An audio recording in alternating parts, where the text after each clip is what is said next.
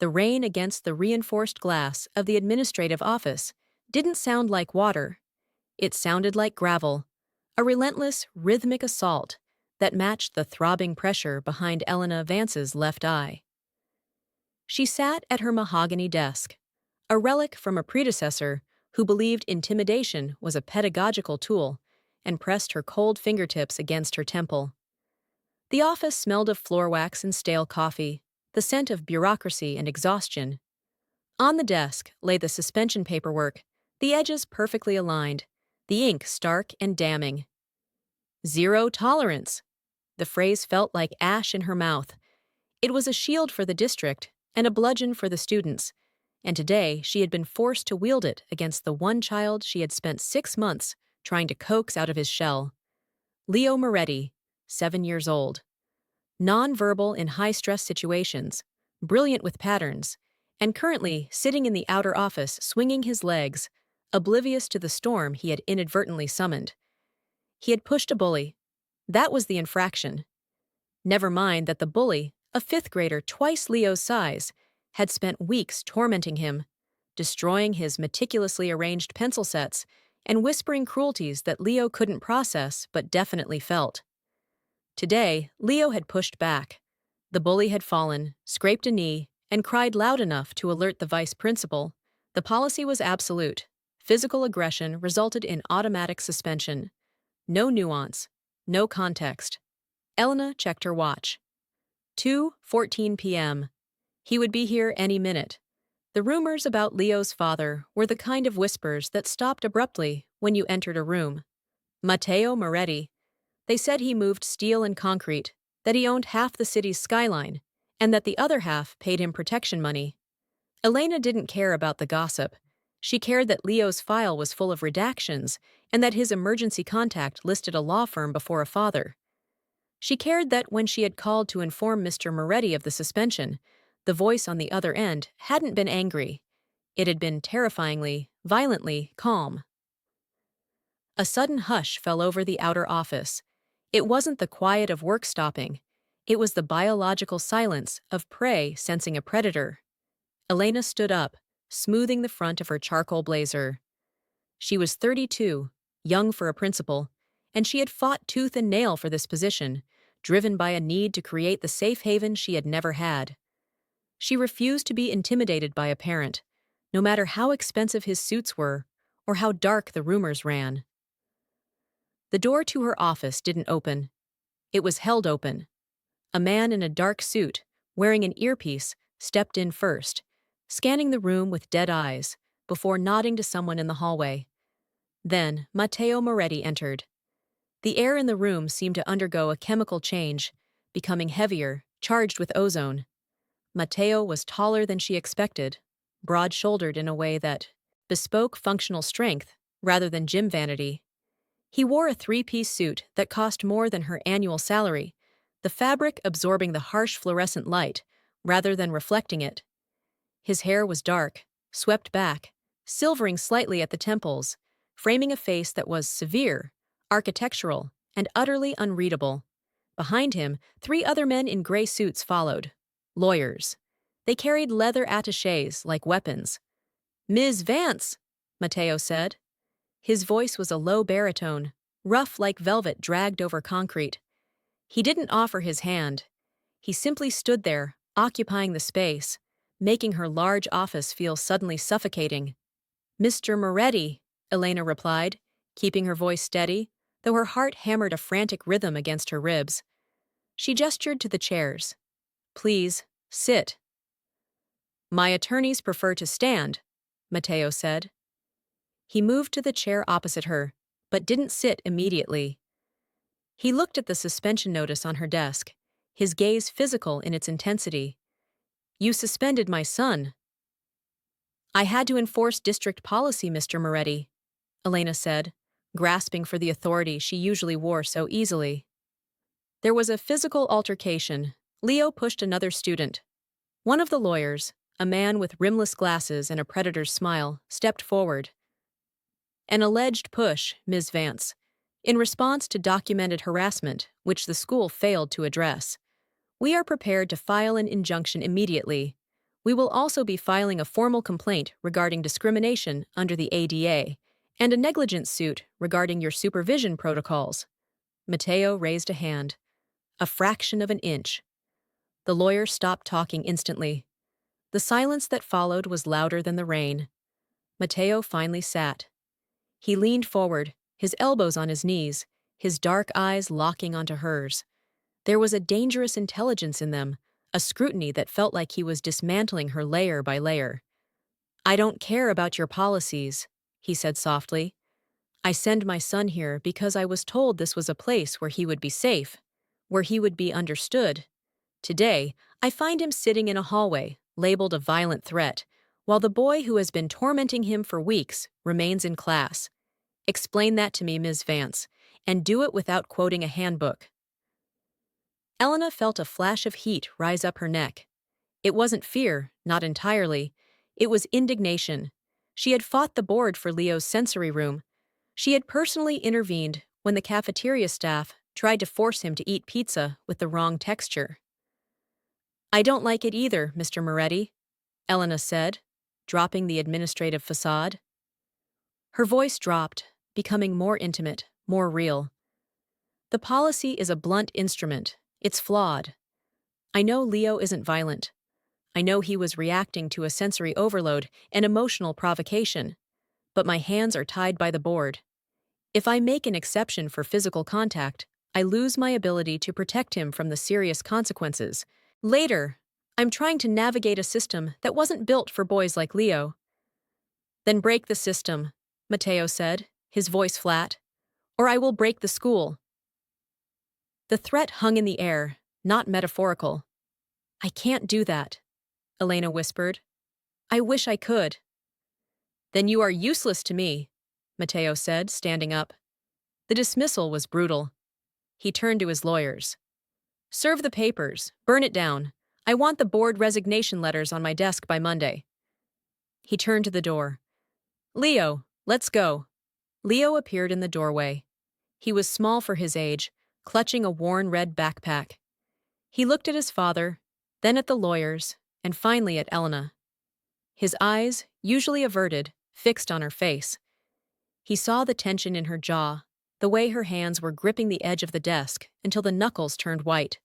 Matteo reached out a hand for his son. "Leo, come." Leo didn't move. He took a step into the room, bypassing his father. The lawyers shifted continually, unsure of the protocol for this. Leo walked up to the desk. He reached into his pocket and pulled out a crumpled piece of paper, a drawing of a superhero with a cape, colored in frantic, heavy strokes of blue and gold. He placed it on Elena's desk, right on top of the suspension notice. For the headache," Leo said. His voice was soft, barely a whisper, breathless and high. Matteo froze. He turned slowly, looking at his son. Leo rarely spoke to strangers. He rarely spoke to anyone but Matteo and his nanny. "Leo?" Matteo asked, his voice losing its steely edge for a microsecond. Leo looked up at his father, then pointed a small finger at Elena. She stopped the loud noise. "Yesterday, in the lunchroom, Kyle was screaming. She made the quiet come back. She gave me the headphones." Leo took a shaky breath, his gaze darting back to Elena. She didn't suspend me because she is bad. She is the shield." The room went absolutely still. The rain lashed against the window, but inside, the air had been sucked out. Elena felt tears prick her eyes, hot and sudden. She had given Leo her own noise-canceling headphones the day before, when the cafeteria noise became too much. She hadn't realized he had registered it as a protective act. She hadn't realized he saw her as a shield. Matteo stared at Elena. The look on his face shifted. The cold, corporate shark vanished, replaced by something far more complex. A father realizing he had misjudged the battlefield. He looked at the drawing, then at Elena's white-knuckled grip on the desk. And finally, he really looked at her. He saw the dark circles under her eyes, the tension in her shoulders that wasn't fear of him, but frustration at the situation. He saw the way she looked at Leo, with a softness that couldn't be faked. He turned to the lawyers. "Leave." The lead lawyer blinked. "Sir, the papers." "I said leave," Matteo commanded, his voice dropping an octave. "Wait in the car." The men scrambled, the door clicking shut behind them, leaving a vacuum of silence in their wake. Matteo stood there for a long moment. Then he walked back to the chair and sat down. This time, he didn't lean forward in aggression. He leaned back, exhaling a breath he seemed to have been holding since he walked in. "He speaks about you," Matteo said, his voice quiet. "At home. He calls you the lady with the soft voice." "I didn't realize that was you." Elena let go of the desk, her hands trembling slightly. "He's a remarkable boy, Mr. Moretti. He sees things. He feels things deeply. The suspension is mandatory, 3 days. I can't stop that without losing my license, but I can make sure nothing goes on his permanent record. I can classify it as a medical leave for sensory processing. I was already working on the paperwork when you walked in." She slid a file from under the suspension notice. It wasn't the disciplinary file. It was a medical exemption form, already half filled out. Matteo looked at the form. He looked at the drawing of the superhero, the shield. He looked at Elena, and for the first time, a flicker of something like respect, or perhaps intrigue, lit his dark eyes. "You were going to protect him," Matteo said, stating it as a fact, "even while I was threatening to destroy your career." "My career is just a job," Elena said, her voice finding its strength again. "Leo is a child. He matters more." Matteo studied her. The intensity was still there, but it had changed flavor. It felt less like an interrogation and more like an assessment of value. He stood up slowly and reached into his jacket pocket. Elena flinched, an instinctive reaction born of years she tried to forget, years living with a man whose sudden movements meant pain. Matteo paused. He saw the flinch. His eyes narrowed, not with anger, but with a sharp, predatory recognition. He had seen that reaction before. He lived in a world defined by it. He slowly withdrew a business card, placing it gently on the desk. 3 days, Matteo said.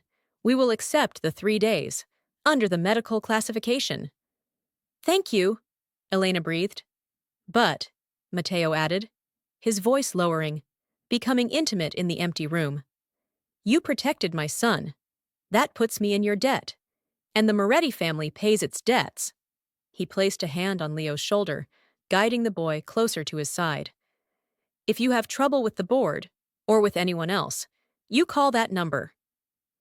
"That's not necessary," Elena said automatically. "I think it is," Matteo said. His gaze lingered on a faint old scar on her collarbone, visible just above her blouse. "You shield others, Ms. Vance. But who shields you?" He didn't wait for an answer. He nodded to her, a gesture of equals, and turned to leave. "Say goodbye, Leo." "Bye, Lady Shield," Leo whispered. As the door closed, Elena slumped back in her chair, the adrenaline crashing out of her system. She picked up the drawing Leo had left. A superhero, a shield. She traced the crayon. Lines, her heart aching. She looked at the business card. It was heavy, black cardstock with gold embossing. Just a name and a number. No company, no title. Who shields you? The question lingered in the quiet office, more unsettling than the storm outside. Because the answer, for a very long time, had been no one. The rain didn't stop for 3 days. It turned the city into a gray, blurred watercolor painting. Elena spent the suspension period catching up on administrative bloat, but the office felt emptier without Leo's silent presence in the outer waiting room during lunch, a habit he had formed recently. On the 3rd day, Friday, the past decided to verify that it was not, in fact, dead. Elena stayed late. It was a habit she couldn't break. The empty school was peaceful, and her apartment, while safe, felt lonely. By the time she packed her bag, it was nearly 8 p.m. The parking lot lights were haloed in mist. She walked out the side exit, clutching her umbrella against the wind. Her car, a sensible sedan, was parked under the lone working light post. But as she approached, she saw a figure leaning against the driver's side door. The breath froze in her lungs. The silhouette was familiar. The slouch of the shoulders, the way the cigarette glowed in the dark. Mark. It had been 2 years. 2 years of restraining orders, of moving cities, of changing her phone number. 2 years of looking over her shoulder, only to find nothing, until she had started to believe she was free. "Hello, Elle," Mark said. His voice hadn't changed. It was still that mockery of affection, the tone of a man calling a dog he intended to kick. "Get away from my car," Elena said, her voice shaking despite her best efforts. She gripped her keys like a weapon, the metal biting into her palm. "Is that any way to greet an old friend?" Mark pushed off the car. He looked older, rougher. He smelled of cheap whiskey and trouble. "I had a hell of a time finding you. You hid well. Principal Vance. Very fancy." "I'm calling the police," Elena said, reaching for her phone. Mark lunged. He was fast, fueled by adrenaline and vice. He grabbed her wrist, twisting it hard. The phone skittered across the wet pavement. "No police!" he hissed, his face inches from hers. "We're just going to talk. You owe me, Elle. You left me with nothing. You took the dog. You took the car. You took my dignity." "You broke my jaw," Elena spat, the fear transmuting into a cold, desperate rage. "Let go of me." "Not until we settle up," Mark sneered. He raised a hand, the gesture so familiar it made her stomach turn. Then the world seemed to tilt. There was no shout, no running footsteps, just a sudden, violent displacement of air. Mark was ripped away from her, as if gravity had changed direction. He flew backward, slamming into the adjacent car, with a sickening crunch of metal. Elena stumbled back, gasping. Standing between her and Mark was a shadow in a bespoke coat, water beading on the wool. Matteo Moretti. He didn't look at Elena. His focus was entirely on the man crumpled on the asphalt. Mark groaned, trying to push himself up, clutching his chest. "Who the hell?" Mark wheezed. Matteo took a step forward. He moved with a terrifying grace, like a panther stalking a wounded gazelle. He reached down, grabbed Mark by the collar of his jacket, and lifted him off the ground with one hand. Mark's feet dangled inches from the pavement. "You touched her," Matteo said. His voice was so low it was almost inaudible over the rain, but it carried the weight of a death sentence. "I saw you touch her." She's my wife," Mark stammered, his eyes bulging. "Ex-wife.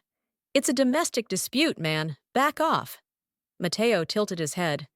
"She isn't your anything, and you are trespassing." Matteo threw him. He didn't shove him. He threw him, with a casual, dismissive power. Mark skidded across the wet blacktop, rolling into a puddle. "This school is under my protection," Matteo said to the groaning heap. "The people inside it are under my protection. If I see you within 5 miles of this woman again, I won't be the one handling it. And the people I send don't have my restraint." Mark scrambled backward, crab-walking on the wet ground, terror overriding his drunkenness. He looked at Matteo, then at the black SUV idling silently at the edge of the lot. The vehicle Matteo must have stepped out of. He saw the reality of the situation. This wasn't a bar fight. This was a different food chain entirely. Mark scrambled to his feet and ran. He didn't look back. He vanished into the darkness and the rain. Matteo watched him go, ensuring he was truly gone, before turning to Elena. The rage vanished from his face, replaced by a concern that was startling in its intensity. He closed the distance between them, stopping just outside of her personal space. He seemed to loom, blocking out the wind and the rain. "Did he hurt you?" Matteo asked. He scanned her face, her wrist. Elena was trembling. The adrenaline was fading, leaving behind the cold shake of shock. How are you here?" "I was coming to drop off the paperwork for Monday," Matteo lied. It was a transparent lie. He had been watching. "I saw him waiting." He reached out, hesitant this time, and took her hand. The one Mark had twisted. His fingers were warm, rough, and incredibly gentle. He inspected her wrist in the dim light. "It will bruise," he murmured, "but nothing is broken." "He found me," Elena whispered, the reality crashing down on her. "He found me." "He won't find you again," Matteo said. He looked into her eyes, and she saw a promise there that was absolute. "I know men like that. They are cowards." He smelled power, and he ran. "But just to be sure, I'm assigning a detail." "I can't hire bodyguards, Mr. Moretti," Elena said, trying to pull her hand away, but lacking the strength. "Matteo," he corrected, "and you won't hire them. They will be invisible. Campus security. Volunteers. We will figure out the paperwork." "Why?" Elena asked. "Because I helped Leo?" "Because you are the shield," Matteo said softly, echoing his son's words. He stepped closer, and for a moment, the rain seemed to disappear entirely. "And shields get dented. They need maintenance. They need backup." He let go of her hand, but the warmth remained. "My car is heated. I'll drive you home. Your car will be at your apartment by morning." "I can drive," Elena protested weakly. "You are shaking, Elena," he said, using her first name for the first time. It sounded like a caress in the dark. "Let me do this. Let me be the shield for tonight." She looked at him. She saw the danger in him. Yes. He was a man who could toss another human being across a parking lot like a rag doll. He was a man who commanded lawyers and armies. But she also saw the man who had listened to his autistic son, the man who had looked at her crayon drawing with reverence. She was tired of fighting alone. She was tired of being the only line of defense. "Okay," she whispered. Matteo nodded. He placed a hand on the small of her back. Respectful, guiding, possessive, and led her toward the idling black SUV. As the door closed, shutting out the storm, Elena realized that the silence inside wasn't predatory anymore. It was safe. For the first time in 2 years, she exhaled completely. In the rearview mirror, she saw Matteo glance at her. His eyes were dark, serious, and filled with a terrifying amount of care. The suspension had been a bureaucratic act, a mistake of policy, but it had opened a door to a world she had avoided all her life, and now, strangely, wonderfully, she didn't want to leave. "Leo will be happy to see you Monday," Matteo said as the car pulled away, the engine a low, powerful purr. "I'll be happy to see him," Elena replied. She looked at Matteo. "Thank you." "Don't thank me," Matteo said, his hand resting on the console between them, inches from hers. "We protect our own, Elena, and whether you like it or not, you're one of us now." Elena looked out the window at the passing city lights. She should have been terrified. Instead, she reached out and let her pinky finger graze the back of his hand. He didn't pull away. He turned his hand over and linked his fingers with hers. The storm raged on outside, but inside, everything was still. The weeks that followed were a blur of subtle changes that transformed Elena's world. The broken light in the parking lot was fixed the next morning. A new security consultant appeared at the school entrance. A quiet, polite man named Silvio, who knew every student's name by day 2, and who watched Elena with the vigilance of a hawk. Leo returned to school. He was different too. He walked with his head a little higher. He started eating lunch in the main cafeteria again, wearing the headphones Elena had given him, but occasionally taking them off to listen to the chatter. He knew he was safe. But the biggest change was the evenings. Matteo didn't force his way into her life. He infiltrated it like a slow-rising tide. It started with coffee. He would drop Leo off and hand her a cup from the expensive Italian bakery across town. Black, 2 sugars. Exactly how she liked it, though she'd never told him. Then it was the late nights. When she worked past 6, she would find him waiting in the parking lot. Not standing by her car, but leaning against his SUV, reading a book, or checking emails. He would simply walk her to her vehicle, exchange a few words about Leo or the weather, and wait until her engine started. It was a courtship of presence, a seduction of safety.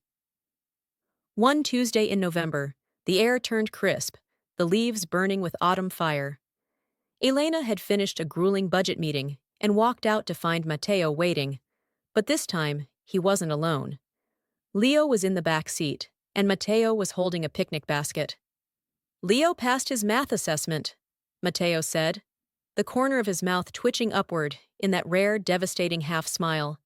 "He wants to celebrate. He insisted on the park, and he insisted on the lady." Elena smiled, the fatigue melting away. "Well, we can't disappoint Leo." They went to a secluded spot in the city park, a hill overlooking the skyline. Leo ran ahead, chasing falling leaves, his laughter a sound that made Matteo's face soften into something unrecognizable to his business rivals. Elena and Matteo sat on a blanket. The distance between them had shrunk over the weeks. They sat shoulder to shoulder now. "He's never been this happy," Matteo said, watching his son. "He used to wake up screaming. Now he wakes up asking if it's a school day." "He just needed to be heard," Elena said. "He needed to know his voice had power." "You gave him that," Matteo said. He turned to look at her.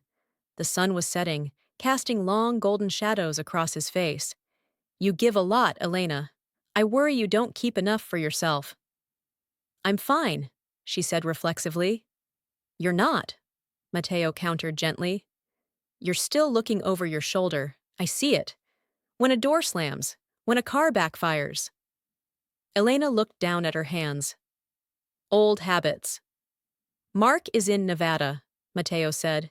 "He found a sudden opportunity in a casino. He won't be back." Elena looked up sharply. "What did you do?" "I gave him a choice," Matteo said simply. "A fresh start far away, or a very difficult end right here. He chose wisely." Elena should have been appalled. She was an educator, a believer in rules and due process. But looking at this man, this dangerous, powerful man, who had rearranged the world to ensure her peace of mind, she felt only relief. "Thank you," she said. "I told you," Matteo said, reaching out to tuck a strand of hair behind her ear. His fingers lingered on her cheek. "I take care of what's mine." The air grew thin.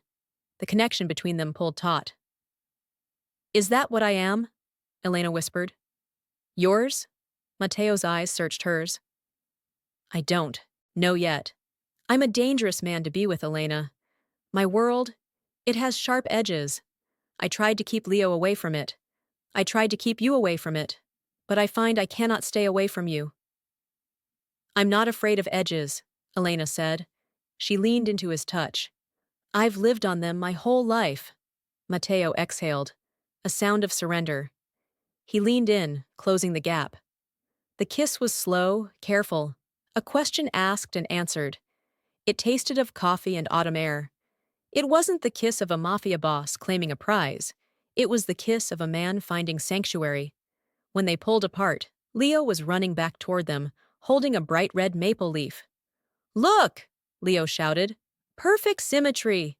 Matteo laughed, a rich, deep sound that vibrated against Elena's side. He pulled Elena closer with one arm, opening the other for his son. Leo crashed into them, a tangle of limbs and excitement. "Perfect," Matteo agreed, looking at Elena. She rested her head on his shoulder, watching the city lights flicker to life below them. The suspension notice was a distant memory. The fear was a ghost. She was sitting on a hill with a dangerous man and a brilliant boy. And for the first time in her life, Elena Vance wasn't just surviving. She was home. She looked at the darkening sky. There would be storms ahead, she knew. People like Matteo brought thunder with them. But as his arm tightened around her, and Leo pressed the leaf into her hand, she knew she wouldn't be facing the rain alone. She had a shield now, and she was learning slowly how to lower her own. "Next week," Elena said softly, We need to discuss Leo's science project. Matteo groaned, the sound rumbling in his chest. If it involves glitter, I'm out. It involves a volcano, Leo corrected seriously, and vinegar. Vinegar I can do, Matteo said. He kissed the top of Elena's head. We can do vinegar. Elena smiled, closing her eyes. Yes, they could do anything.